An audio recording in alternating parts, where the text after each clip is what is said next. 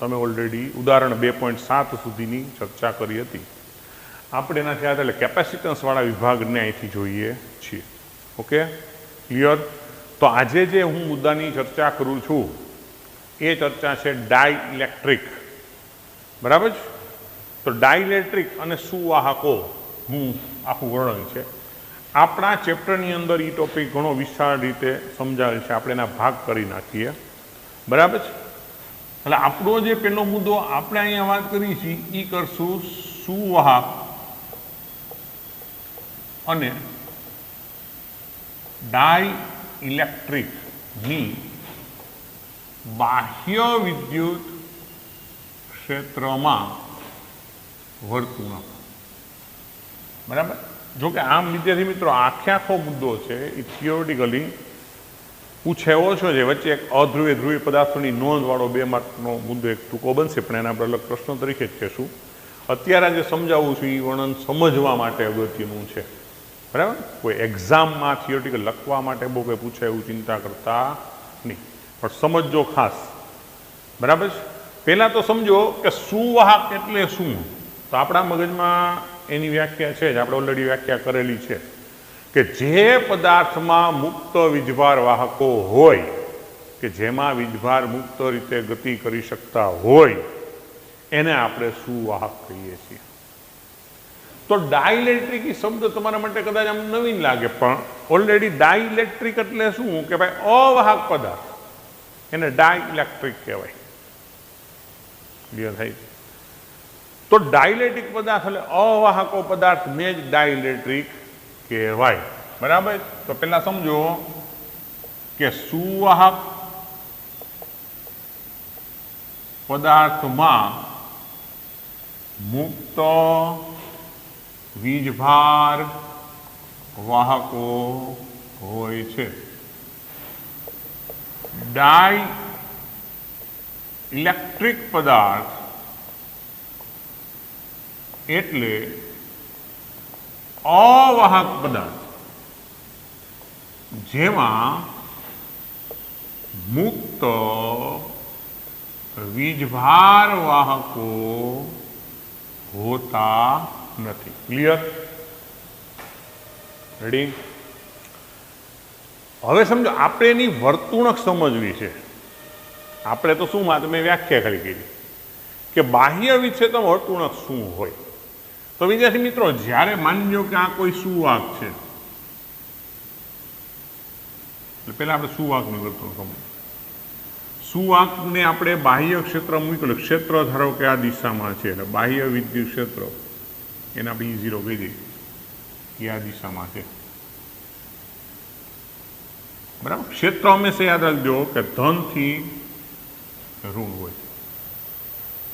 હવે બનશે શું કે સુવાહકોની વર્તણૂક તમે આગળના મુદ્દામાં ભણી ગયા છો એ મુજબ કે અહીંયા પરિસ્થિતિ શું થશે કે બાહ્ય ક્ષેત્ર E0 આ દિશામાં અંદરની તરફ હશે, નો ડાઉટ, પણ અહીંયા ઓલરેડી મુક્ત વીજભાર વાહકો છે. એટલે એ મુક્ત વીજભાર વાહકો શું થશે કે ઋણ છે એ ધન તરફ અને ધન છે એ ઋણ તરફ અહીંયા જમા થશે, કે જેને કારણે પોતાનું ક્ષેત્ર ઉલટી દિશામાં ઉત્પન્ન કરશે. અને અમુક સમયાંતરે એવી પરિસ્થિતિ ઉત્પન્ન થઈ જશે કે આપણું E0 બાહ્ય વત્તા E બરાબર શું થઈ જાય? 0. આવું સુવાહકમાં થશે જ.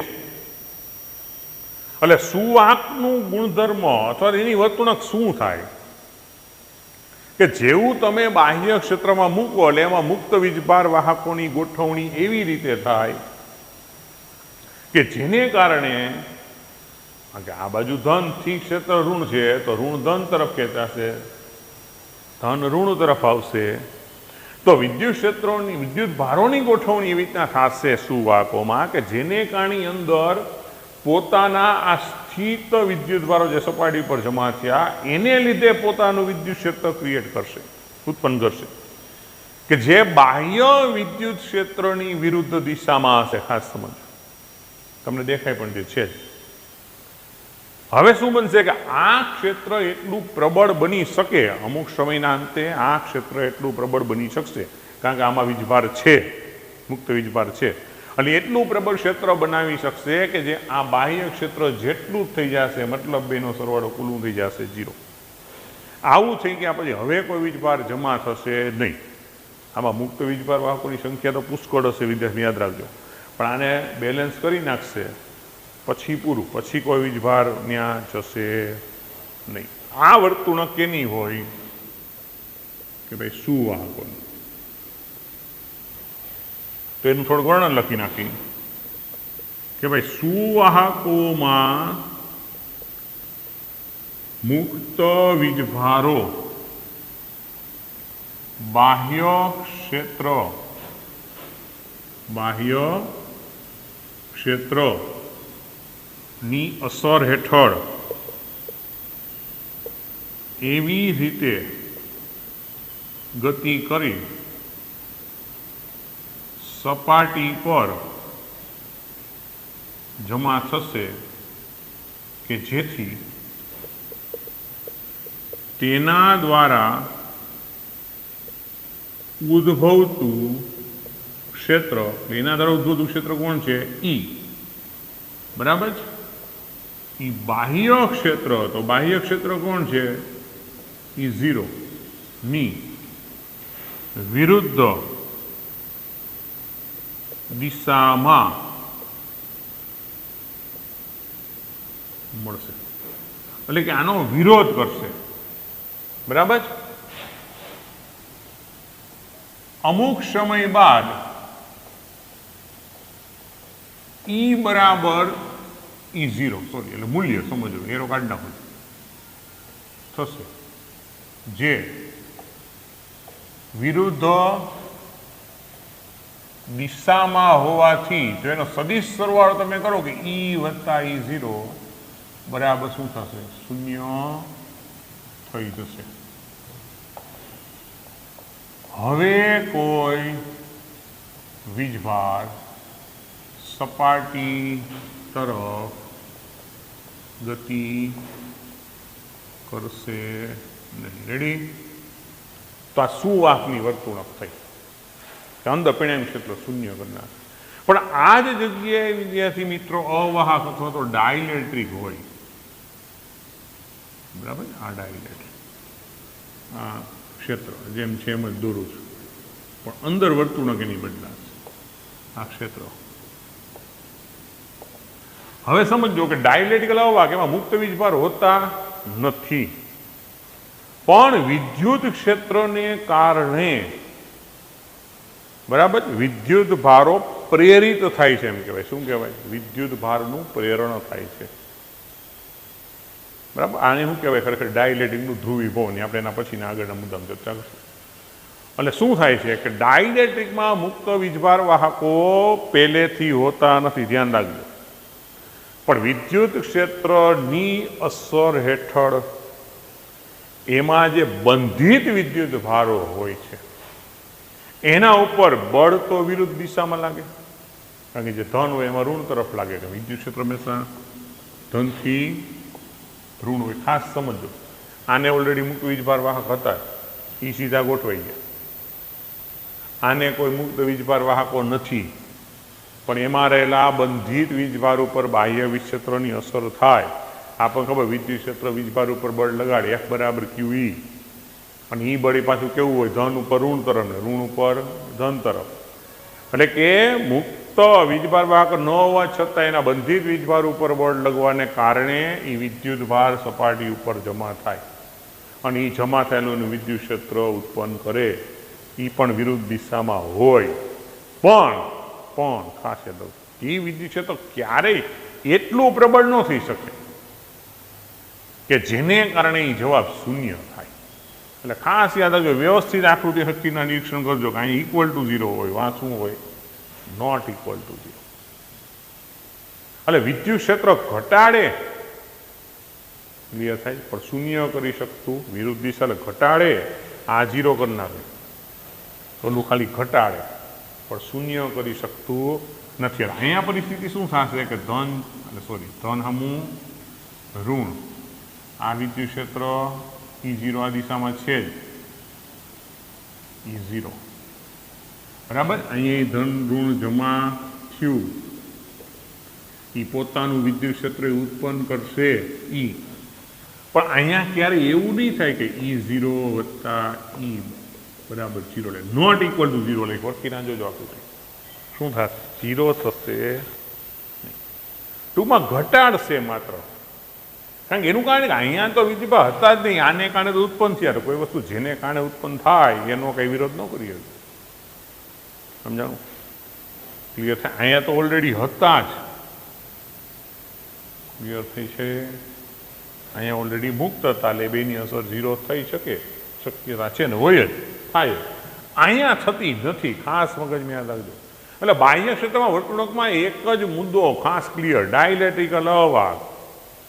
સુવાહક એટલે જેમાં મુક્ત વીજભાર હોય, વર્તુળક એટલે વિદ્યુત ક્ષેત્રમાં, બાહ્ય વિદ્યુત ક્ષેત્રમાં સુવાહકને મૂકો એટલે અંદર વિદ્યુત ક્ષેત્ર શૂન્ય થઈ જાય. અહીંયા વિદ્યુત ક્ષેત્ર અંદર બાહ્યનું જે આપણે પ્રસ્થાપિત કરેલું હોય એના કરતાં ઓછું જરૂર થાય, પણ શૂન્ય થાય નહીં. તો શું થાય કે ભાઈ અવાહક એટલે કૌંસમાં ડાયલેક્ટ્રિક,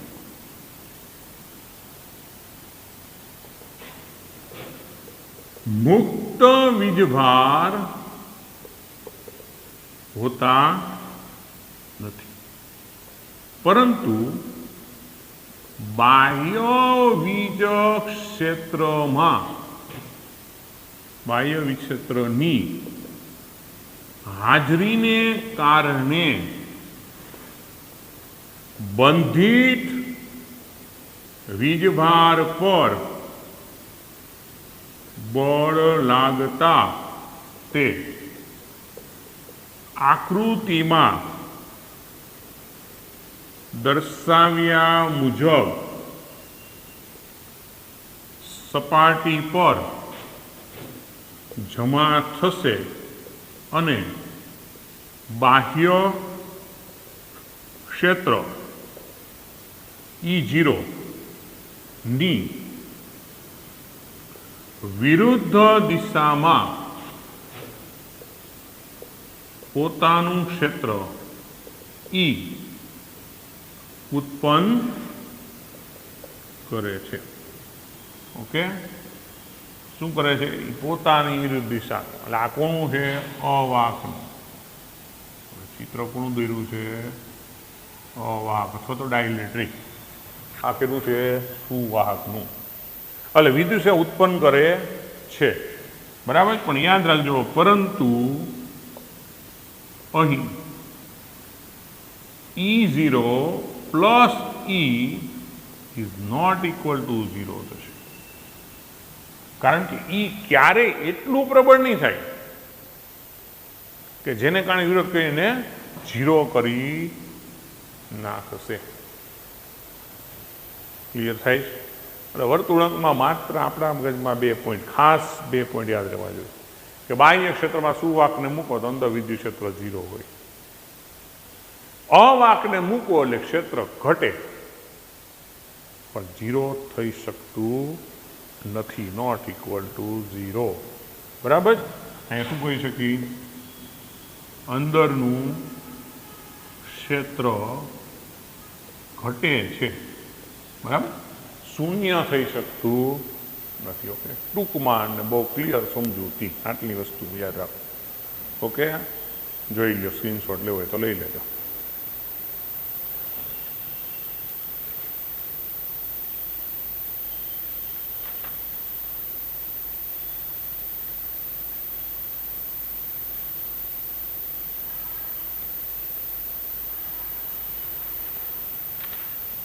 રેડી?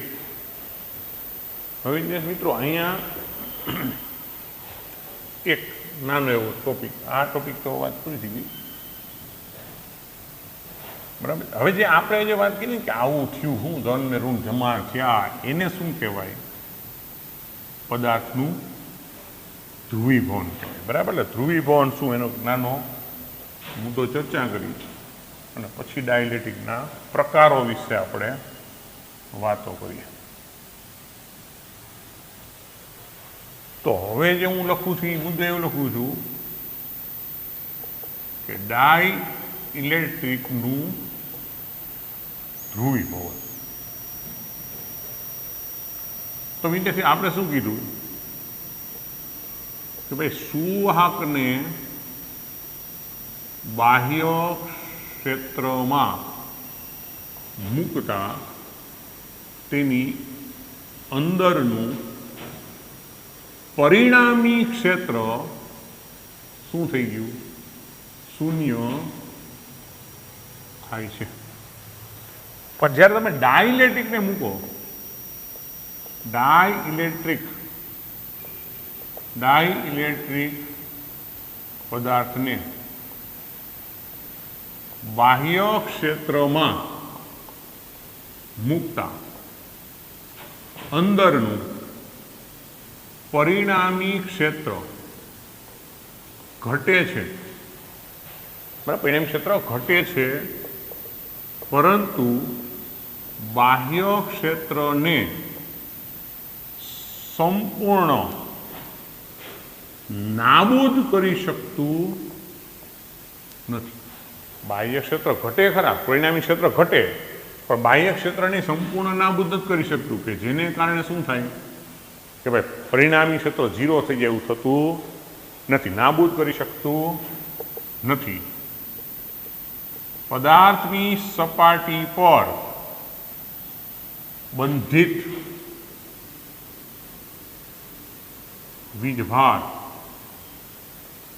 સ્થાપિત થાય છે. આપણે હમણાં ચિત્ર દોર્યું હતું, તો સપાટી પર તમને ધન ઋણ વીજભારો સ્થાપિત થયેલા ગણેલા છે. તો આ ઘટના જે બની, આ ઘટનાને ડાઇલેક્ટ્રિક પદાર્થનું ધ્રુવીભવન, એને ઘણું પોલરાઇઝેશન, ઇંગ્લિશમાં શું કહેવાય? ધ્રુવીભવન કહે છે. તો હવે પદાર્થનું ધ્રુવીભવન કેટલા પ્રમાણ થશે, વીજભાર કેટલા જમા થશે, એનો આધાર પદાર્થની આણ્વિક ગોઠવણી ઉપર છે. એટલે આણ્વિક ગોઠવણી ઉપર આધાર રાખે છે. એટલે સમજો કે પદાર્થના ધ્રુવીભવનનું પ્રમાણ પદાર્થની આણ્વીય રચના પર આધારિત છે. તો આવી રીતે આણ્વીય રચનાના આધારે પદાર્થના બે પ્રકાર પડે ડાયલેક્ટ્રિક પદાર્થનો, અધ્રુવીય અણુ અને ધ્રુવીય અણુ. બરાબર, એટલે આખા એક ડાયલેક્ટ્રિકની ધ્રુવીભવનની નાની એવી માહિતી છે. ઓકે, તો હવે આપણે એના આણ્વિક રચનાના આધારે, બરાબર, એના ડાયલેક્ટ્રિક પદાર્થના પ્રકાર હોય, ડાયલેક્ટ્રિક પદાર્થના પ્રકારો ધ્રુવીય અને અધ્રુવીય અણુ, તો એની માહિતી આપણે હવે આમાં મુદ્દામાં નોંધવાની છે. તો હવેનો ટોપિક જે છે આપણે એવું કહેશું કે અધ્રુવીય અણુ અને ધ્રુવીય અણુ. બરાબર, અથવા તો આને બીજી ભાષામાં લખવું તો ડાઇલેક્ટ્રિક પદાર્થના પ્રકારો, એમ કહી શકું. તો ડાયલેક્ટ્રિકમાં ધ્રુવીભવન કેટલું થશે, કેટલા ધન જમા થશે, એનો આધાર આણ્વીય ગોઠવણી ઉપર છે અથવા આણ્વીય રચના ઉપર છે. તો આણ્વીય રચનાના આધારે પદાર્થ એટલે કે ડાયલેક્ટ્રિક પદાર્થના બે પ્રકાર પડે, ધ્રુવીય ડાયલેક્ટ્રિક અને અધ્રુવીય ડાયલેક્ટ્રિક. તો પહેલા આપણે અધ્રુવીય ડાયલેક્ટ્રિકને જોઈએ. તો ભાઈ અધ્રુવીય ડાઇલેક્ટ્રિક. તો અધ્રુવીય ડાઇલેક્ટ્રિક એટલે શું વિદ્યાર્થી મિત્રો? કે જેમાં અણુ અને બે પરમાણુ કે બે કરતાં વધારે પરમાણુનું સંયોજન, એને આપણે અણુ કહીએ. કે જે પદાર્થના અણુમાં ધન વિદ્યુત ભારનું કેન્દ્ર અને ઋણ વિદ્યુત ભારોનું કેન્દ્ર, જે દ્રવ્યમાન કેન્દ્ર કેમ અગિયાર ઘણા બધા કણો હોય તેનું દ્રવ્યમાન કેન્દ્ર નક્કી થાય ને, એમ જે કાંઈ પરમાણુનું સંયોજનથી અણુ બનતા હોય તેમાં જે કાંઈ કુલ ધન વીજભાર રહેલું છે એ કોઈ એક બિંદુએ કેન્દ્રિત થયેલો હોય એને ધન વિદ્યુત ભારોનું કેન્દ્ર કહેવાય. અને જે કાંઈ ઋણ વીજભારો છે એનું કેન્દ્ર કોઈ એક જગ્યાએ કેન્દ્રિત થયેલું હોય એને ઋણ વિદ્યુત ભારોનું કેન્દ્ર કહેવાય. પણ જો આ બંને કેન્દ્રો એક જ જગ્યાએ રહેલા હોય તો એને અધ્રુવીય કહેવાય. હવે એક જ જગ્યાએ કેન્દ્ર સંપાતીકરણ થાય એનો મતલબ શું કે એને વિદ્યુત ડાયપોલ હોતી નથી, એટલે કે વિદ્યુત ડાયપોલ મોમેન્ટ, એટલે કે વિદ્યુત ચાક માત્રા. કારણ કે વિદ્યુત ડાયપોલ આપણને યાદ છે મિત્રો કે સમાન મૂલ્યના અને વિજાતી વીજભારો પરિમિત અંતર રહેલા હોય. અહીંયા હું શું બોલું છું, બેના કેન્દ્રો એક જ જગ્યાએ, મતલબ બે એક જ જગ્યાએ કેન્દ્રિત થયેલા હોય તો બે વચ્ચે પરિમિત અંતર હોતું નથી. મતલબ જે વિદ્યુત ચાક માત્રા અથવા તો વિદ્યુત ડાયપોલ મોમેન્ટ ધરાવતા નથી એને અધ્રુવીય અણુ કહેવાય. તો સિમ્પલ વ્યાખ્યા શું છે કે જે અણુમાં ધન અને ઋણ વીજભારો ના કેન્દ્રો એકબીજા પર સંપાત થયેલા હોય તેને અધ્રુવીય અણુ કહે છે, અથવા તો અધ્રુવીય ડાઇલેક્ટ્રિક કહેવાય. ઠીક છે.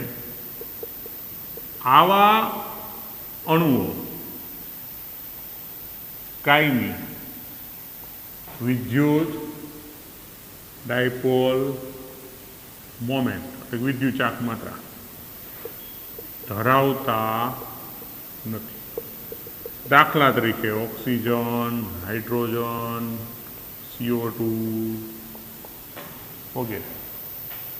બરાબર. તો આ બધા શું છે કે અધ્રુવીય છે. મતલબ શું સમજો, દાખલા તરીકે હું હાઇડ્રોજન ઓક્સિજન બેની સ્વરના હરખા જેવી જોઈએ, આમ હોય તો આ કેન્દ્રો હોય IH અને IH, તો બે પાસે એક એક ધન હોય એક એક ઋણ હોય, બેના કેન્દ્ર એક જ જગ્યાએ સંપાત થઈ ગયા હોય. અને ખરેખર આમાં શું બનશે કે જે જગ્યાએ ધનનું કેન્દ્ર એ જગ્યાએ ઋણ. એટલે ડાયપોલ મોમેન્ટને આપણે P વડે દર્શાવીએ, સ્મોલ p વડે દર્શાવું તો P = 0.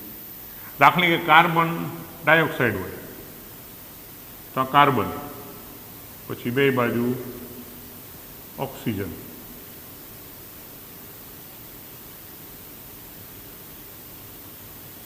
તો અહીંયા ધન ઋણ બે બાજુ સરખી સમિતિ ધરાવતા વચ્ચે કેન્દ્ર હોય અને અહીં ધન ઋણ હોય, P બરાબર શું હોય 0. તો આ બધા કેવા છે ધ્રુવીય ડાયલેક્ટ્રિક, અધ્રુવીય ડાયલેક્ટ્રિક, જે ડાયપોલ મોમેન્ટ છે નહીં. પણ વિદ્યાર્થી મિત્રો ખાસ યાદ રાખજો કે બાહ્ય વિક્ષેત્ર મૂકશું, ક્લિયર થાય, એટલે આમાં પણ ડાયપોલ મોમેન્ટ ઓલરેડી પ્રેરિત થશે જ. બરાબર. પણ એનું પ્રમાણમાં ઓછું હશે, ધ્રુવીય ઓલરેડી એટલે વધારે હોય. એટલે પહેલાં આપણે ધ્રુવીયની વાત કરી. બરાબર. એ મુદ્દો અહીં લખવો હોય તો લખીએ છીએ આપણે કે આવા પદાર્થોને બાહ્ય વીજ ક્ષેત્રમાં મુકતા પ્રમાણમાં ઓછું ધ્રુવીભૂત થશે. હવે જે વાત છે એ ધ્રુવીય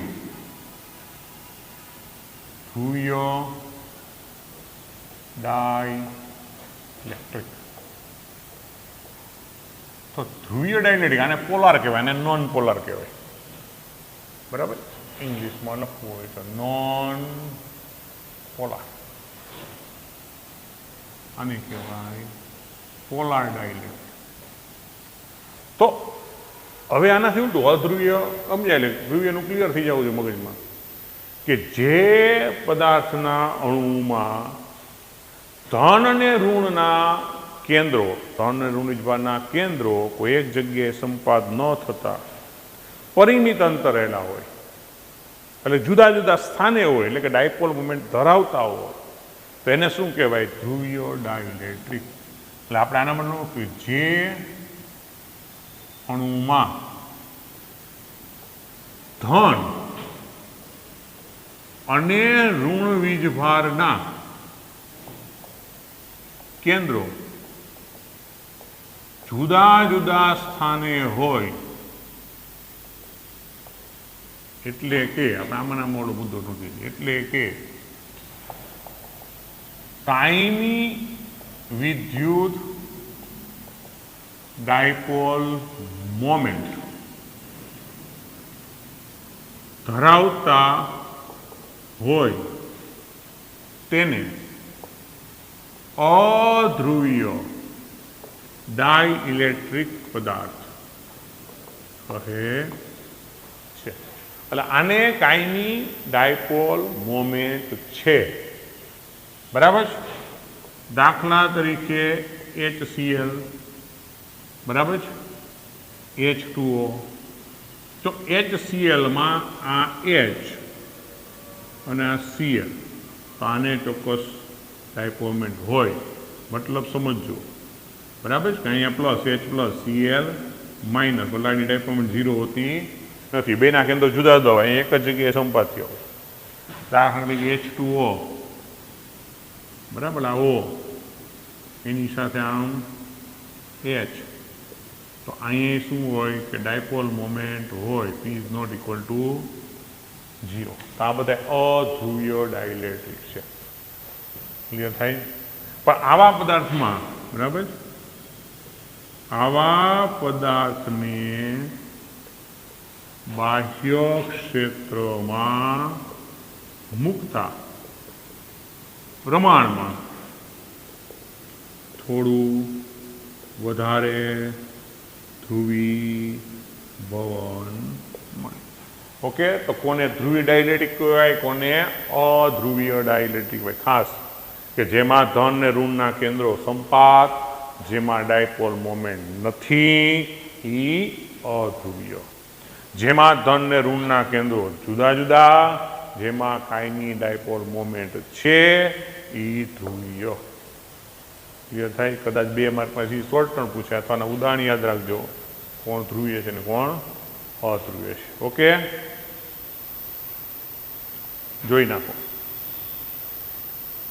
એવું લાગે તો સ્ક્રીનશોટ લેતા રહેજો.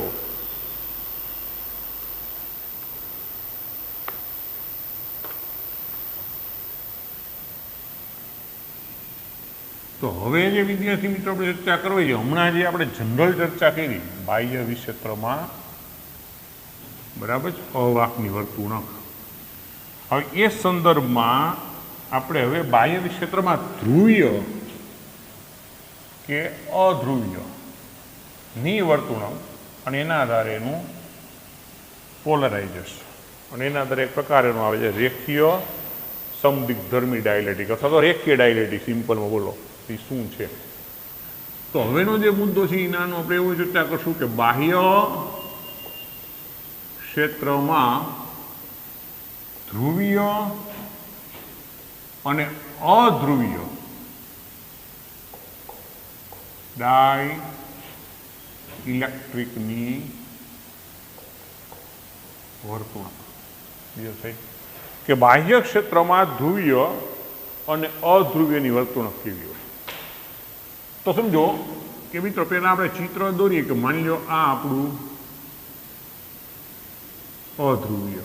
તો અધ્રુવીય શું થતું હતું કે ભાઈ ધન ઋણ ધન ઋણ ધન ઋણ ધન ઋણ પ્લસ માઇનસ બધા ભેગા. એટલે આની ડાયપોલ મોમેન્ટ શું હતી?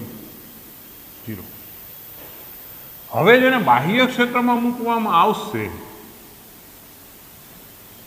બરાબર, અહીંયા આ શું હતું? અધ્રુવીય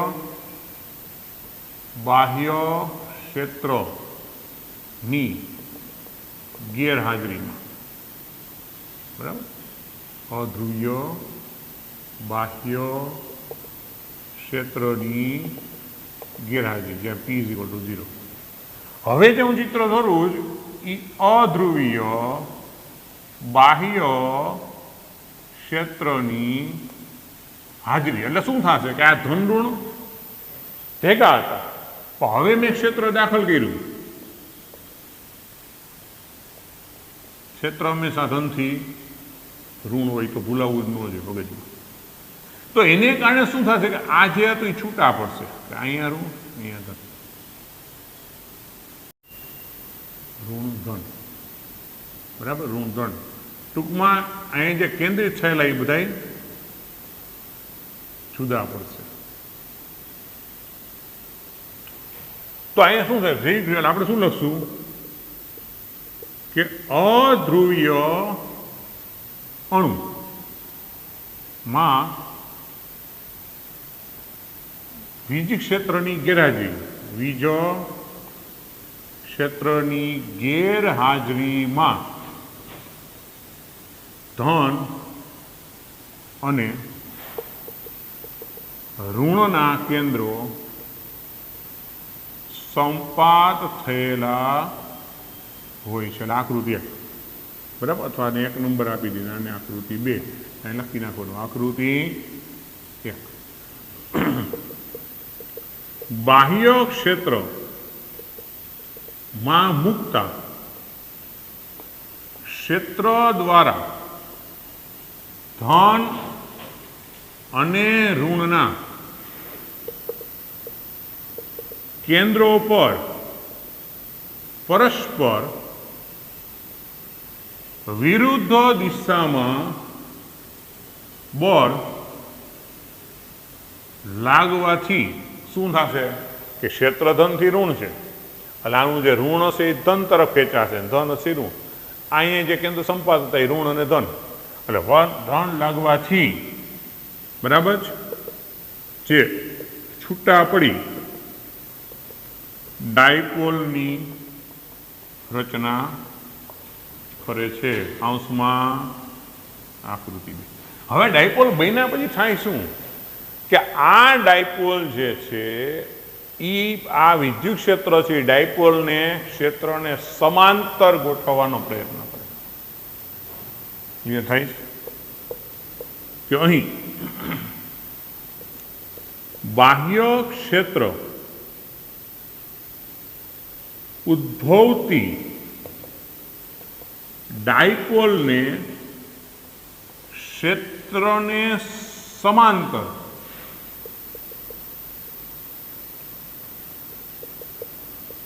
ગોઠવવાનો પ્રયત્ન કરે છે. હવે સમાંતર ગોઠવવાનો પ્રયત્ન કરે એટલે વિદ્યાર્થી મિત્રો યાદ રાખજો કે ડાયપોલ એવી રીતના ગોઠવાય કે જેથી જે નજીકની ડાયપોલની એક ધન ઋણની અસર એકબીજા પર ના મૂકે. દેખે એક બાજુમાં જે ડાયપોલ આવશે એનું ધન ઋણ પાસે આવશે, એટલે બધી ડાયપોલ પાસે ગોઠવાશે. એટલે બનશે શું કે બે નજીકની ડાયપોલના ધન અને ઋણ વિદ્યુત ભારો એકબીજાની અસર નાબૂદ કરશે. એટલે પરિણામે થશે શું કે આ સપાટી ઉપર ઋણ ને આ સપાટી ઉપર ધન.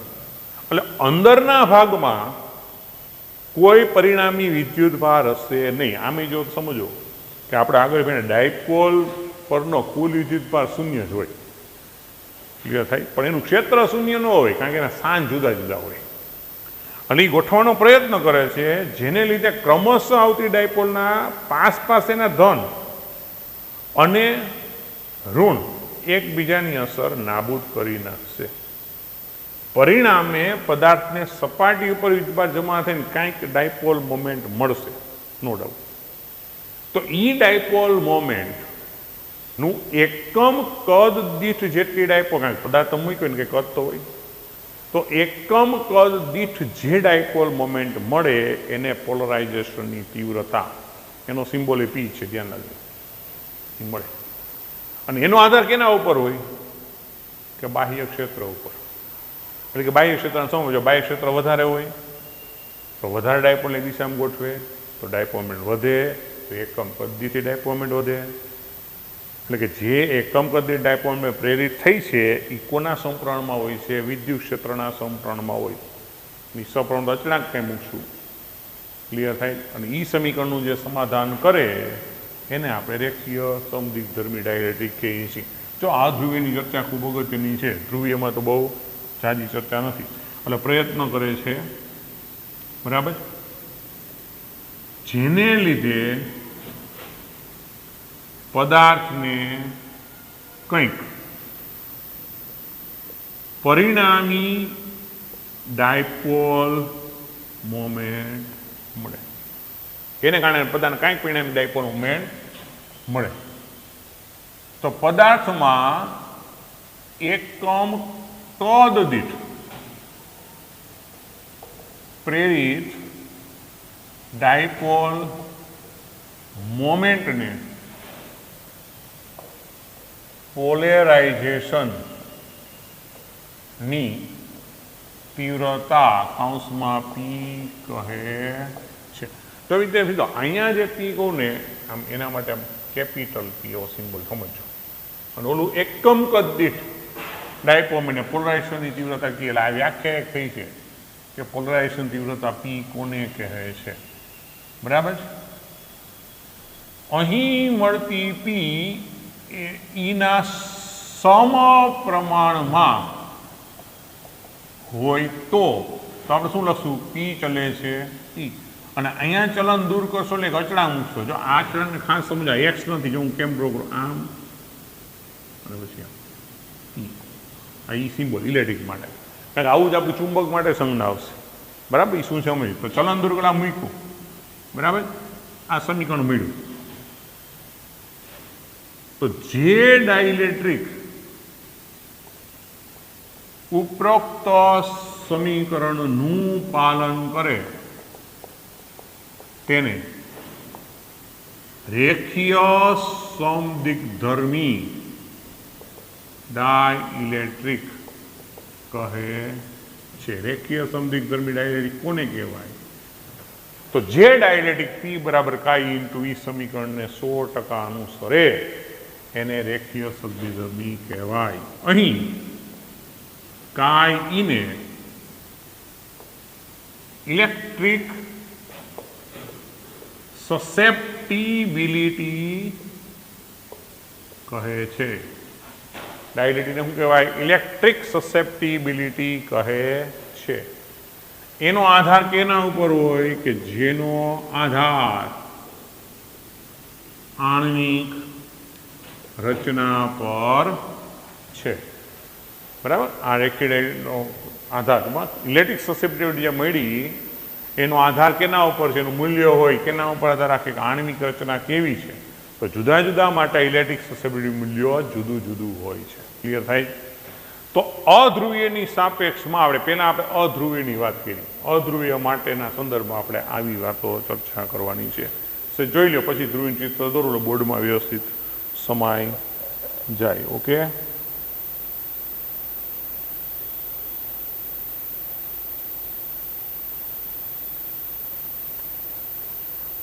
જોઈ ગયું મિત્રો? રેડી? જો કે મિત્રો આ જે પી ઇઝ ઇક્વલ ટુ કાઈ ઇન્ટુ ઈ આપણે ધ્રુવીય માટે વ્યાખ્યા કર્યું, ત્યાં આપણે ચર્ચા કરશું નહીં. આપણે મુદ્દો સળંગ ચાલુ રાખો. મેં તમને આખું સમજાવ્યું. બરાબર. હવે જે વાત કરવાની છે કોની કરવાની છે? ધ્રુવીયની.